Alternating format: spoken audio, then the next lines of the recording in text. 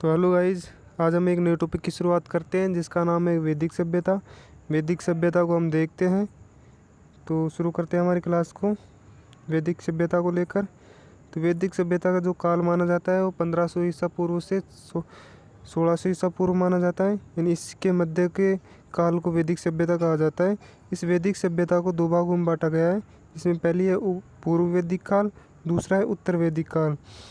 जो वैदिक है ये वेदों से मिलकर बना है, तो उसी को लेकर इसको बात की गई है। तो पूर्व वैदिक काल में जो समय है वो 1500 ईसा पूर्व से 1000 ईसा पूर्व बताया गया है, और उत्तर वैदिक काल में बताया गया है 1000 ईसा पूर्व से 600 ईसा पूर्व के काल को उत्तर वैदिक काल बताया गया है। इसके सामान्य परिचय को देखते हैं कि वैदिक काल किसे कहते हैं, यानी वैदिक सभ्यता किसे कहते हैं। इसके परिचय को, जिस काल में वेदों की रचना हुई उस काल को वैदिक काल कहा जाता है। वैदिक शब्द वेद शब्द से बना है। जो वैदिक शब्द है वो वेद शब्द से बना है, जिसका अर्थ होता है ज्ञान, यानी वेद शब्द का अर्थ ही ज्ञान होता है। जो ज्ञान है वो वेद शब्द का अर्थ है। इसके आगे देखते हैं, जो वैदिक सभ्यता के निर्माता हैं वो आर्य को माना जाता है। वैदिक सभ्यता के निर्माता के रूप में जो एक संस्कृत भाषा का शब्द है, जो आर्य शब्द है वो एक संस्कृत भाषा का शब्द है, जिसका अर्थ होता है श्रेष्ठ या ऊंचा। जो एक ही भाषाई रूप में ही ऊंचा माना जाता है या श्रेष्ठ माना जाता है।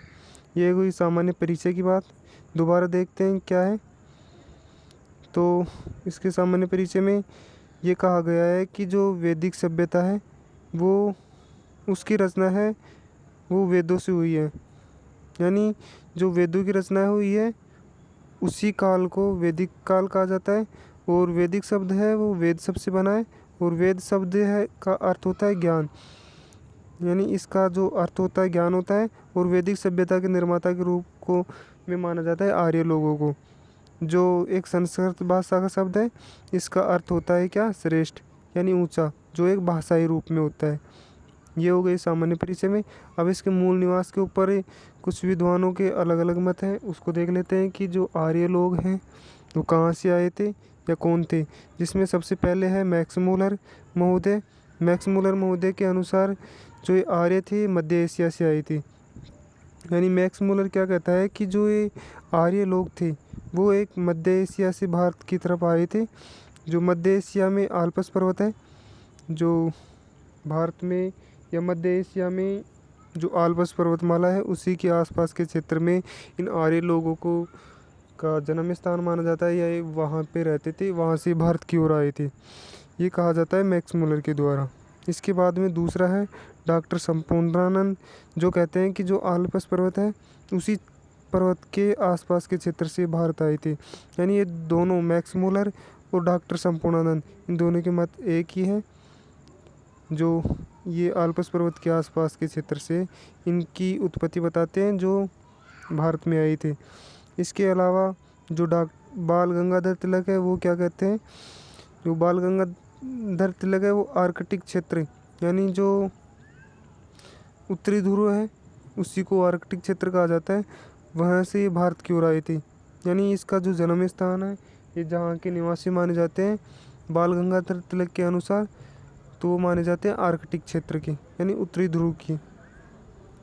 इसके अलावा चौथा है दयानंद सरस्वती, जो आर्य लोगों को तिब्बत से आए हुए बताता है, यानी तिब्बत के बताया गया है ये तिब्बत से भारत की ओर आए थे। इसके अलावा आगे हम बात करते हैं इनकी जानकारी के स्रोत की। वैदिक सभ्यता के बारे में हमें जानकारी कहाँ से मिलती है, तो देखते हैं वैदिक सभ्यता को। वैदिक सभ्यता में सबसे पहले पुरातात्विक साक्ष्य यानी स्रोत, और दूसरे हैं साहित्यिक स्रोत, यानी दो स्रोत हैं, उन दोनों स्रोतों की बात करते हैं। सबसे पहले पुरातात्विक स्रोत किसे कहते हैं इसको देख लेते हैं। पुरातात्विक स्रोत किसी खुदाई से प्राप्त अवशेषों से या अभिलेखों से प्राप्त जानकारी को पुरातात्विक स्रोत कहा जाता है। यानी इसमें कहा जाता है कि जो पुरातात्विक स्रोत है वो या तो किसी खुदाई से प्राप्त होते हैं या किसी अवशेषों से या किसी अभिलेख से जो प्राप्त होते हैं जानकारी, उसे कहा जाता है पुरातात्विक साक्ष्य या स्रोत। जिसमें सबसे पहले एक अभिलेख आता है जो बोघाज़गोई का अभिलेख माना जाता है। इसको देख लेते हैं, जो इम्पोर्टेंट माना जाता है, एग्ज़ाम में बार बार पूछा जाता है इसमें से। तो यह अभिलेख मध्य एशिया में स्थित था, जो 1400 BC ईसा पूर्व से में माना जाता है इसकी उत्पत्ति। इस अभिलेख से इंद्र, वरुण, मित्र और नासत्य, ये 4 देवताओं के बारे में जानकारी मिलती है इस अभिलेख से। कौन से अभिलेख से? बोघाज़गोई के अभिलेख से, जिसमें 4 देवताओं के बारे में जानकारी मिलती है। तो ये क्वेश्चन पूछा जाता है कि वैदिक सभ्यता में वो कौन सा अभिलेख है जिससे हमें 4 देवताओं के बारे में जानकारी प्राप्त होती है। तो बोघाज़गोई का अभिलेख है, जो 1400 ईसा पूर्व में मिला था। इस अभिलेख से इंद्र, वरुण, मित्र और नासत्य देवताओं का पता चलता है या इसका उल्लेख मिलता है। इसके अलावा पूर्व वैदिक काल से खनन से बर्तन प्राप्त हुए हैं, जिन्हें गौरिक मर्तभांड कहते हैं। ये नाम है। गौरिक मर्तभांड किसे कहते हैं? पूर्व वैदिक काल में खनन से प्राप्त बर्तनों को क्या कहा जाता है? गौरिक मर्तभांड। इसके अलावा उत्तर वैदिक काल में खुदाई से प्राप्त मर्तभांडों को क्या कहा जाता है? चित्रित दूसरे मर्तभांड, जिसे PGW भी कहा जाता है। ये हो गई पुरातात्विक साक्ष्यों की या पुरातात्विक स्रोतों की। अब है साहित्यिक स्रोत। तो साहित्यिक स्रोत में किसे कहते हैं? सबसे पहले इसके बारे में बात करते हैं। तो लिखित रूप से में प्राप्त स्रोतों को साहित्यिक स्रोत कहा जाता है।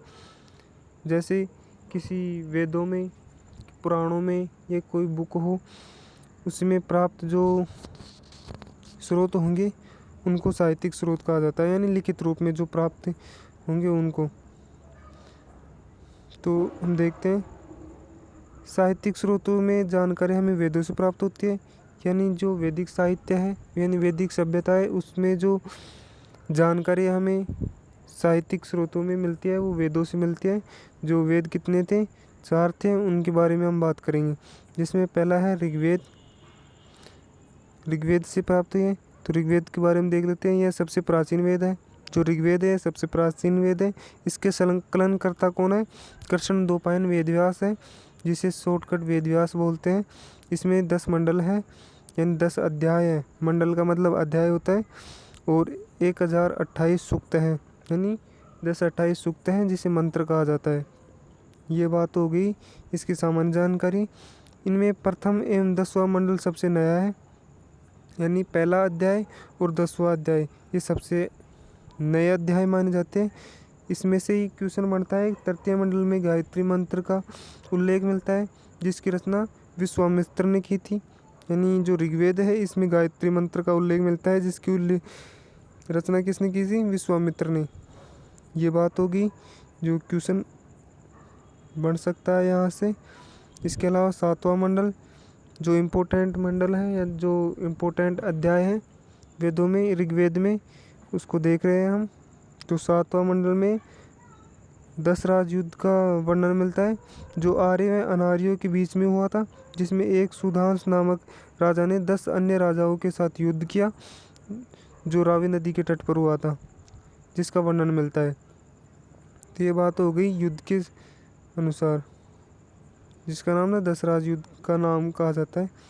इन 10 राज युद्ध की जानकारी कौन से अध्याय में मिलती है? 7वें अध्याय में, 7वें मंडल में। 9वां मंडल में क्या है? जिसमें सोम देवता जो वनस्पति के देवता के रूप में जाने जाते हैं, जिसका वर्णन 9वें मंडल में मिलता है।